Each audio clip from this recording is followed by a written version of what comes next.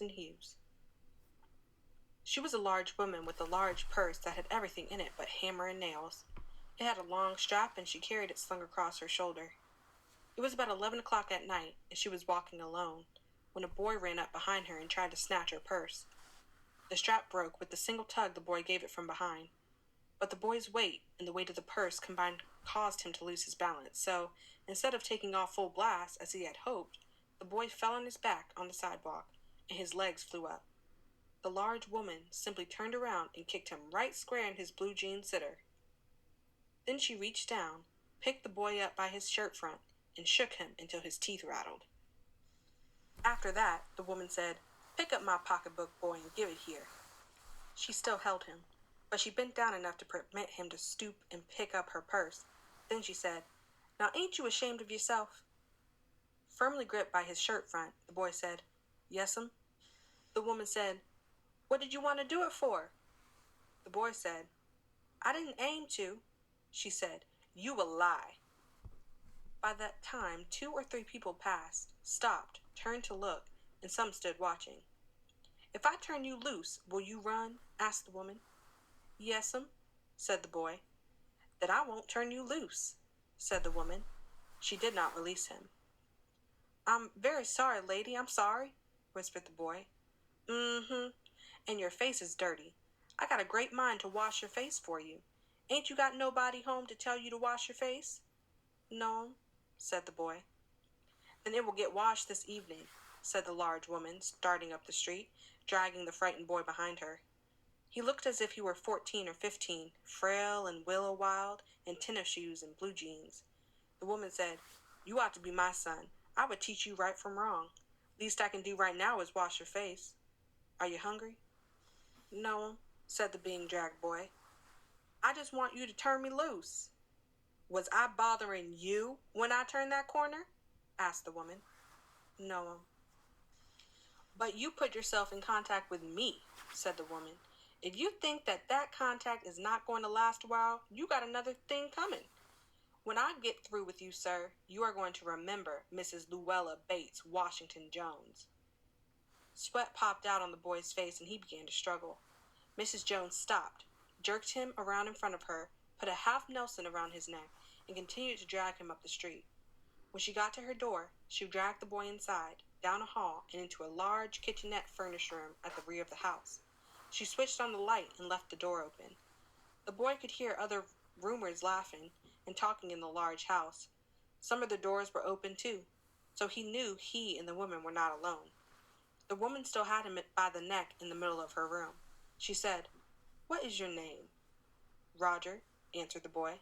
"Then, Roger, you go to that sink and wash your face," said the woman, whereupon she turned him loose at last.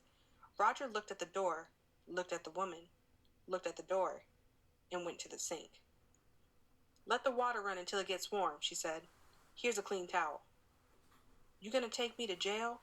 asked the boy, bending over the sink. "Not with that face. I would not take you nowhere," said the woman. "Here I am, try to get home to cook me a bite to eat, and you snatch my pocketbook. Maybe you ain't been to your supper either, late as it be. Have you?" "There's nobody home at my house," said the boy. "Then we'll eat," said the woman. "I believe you're hungry, or been hungry, to try to snatch my pocketbook." "I wanted a pair of blue suede shoes," said the boy. "Well, you didn't have to snatch my pocketbook to get some suede shoes," said Mrs. Luella Bates Washington, Jr. "You could have asked me." "Ma'am?" The water dripping from his face, the boy looked at her. There was a long pause, a very long pause.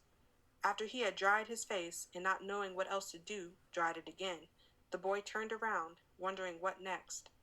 The door was open. He could make a dash for it down the hall. He could run, run, run, run, run. The woman was sitting on the daybed. After a while, she said, "I were young once, and I wanted things I could not get." There was another long pause. The boy's mouth opened. Then he frowned, but not knowing he frowned. The woman said, "Mm-hmm. You thought I was going to say, but, didn't you? You thought I was going to say, but I didn't snatch people's pocketbooks. Well, I wasn't going to say that." Pause. Silence. I have done things too, which I would not tell you, son, neither tell God, if he didn't already know. So you sit down while I fix us something to eat. You might run that comb through your hair so you will look presentable." In another corner of the room, behind a screen, was a gas plate and an icebox. Mrs. Jones got up and went behind the screen. The woman did not watch the boy to see if he was going to run now, nor did she watch her purse, which she left behind her on the daybed. But the boy took care to sit on the far side of the room where he thought she could easily see him out of the corner of her eye if she wanted to. He did not trust the woman, not to trust him, and he did not want to be mistrusted now. "Do you need somebody to go to the store?" asked the boy. "Maybe to get some milk or something?" "Don't believe I do," said the woman, "unless you want sweet milk yourself. I was going to make cocoa out of this canned milk I got here." "That will be fine," said the boy. She heated some lima beans and ham she had in the icebox, made the cocoa, and set the table. The woman did not ask the boy anything about where he lived, or his folks, or anything else that would embarrass him. Instead, as they ate, she told him about her job in a hotel beauty shop that stayed open late, what the work was like, and how all kinds of women came in and out, blondes, redheads, and Spanish. Then she cut him a half of her 10-cent cake. "Eat some more, son," she said. When they were finished eating, she got up and said, "Now here, take this $10 and buy yourself some blue suede shoes. And next time, do not make the mistake of latching onto my pocketbook, nor nobody else's, because shoes come by devilish like that will burn your feet. I gotta get my rest now, but I wish you would behave yourself, son, from here on in." She led him down the hall to the front door and opened it.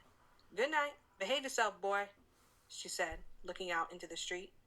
The boy wanted to say something else other than "Thank you, ma'am," to Mrs. Luella Bates Washington Jones, but he couldn't do so as he turned at the barn stoop and looked back at the larger woman in the door. He barely managed to say "thank you" before she shut the door, and he never saw her again.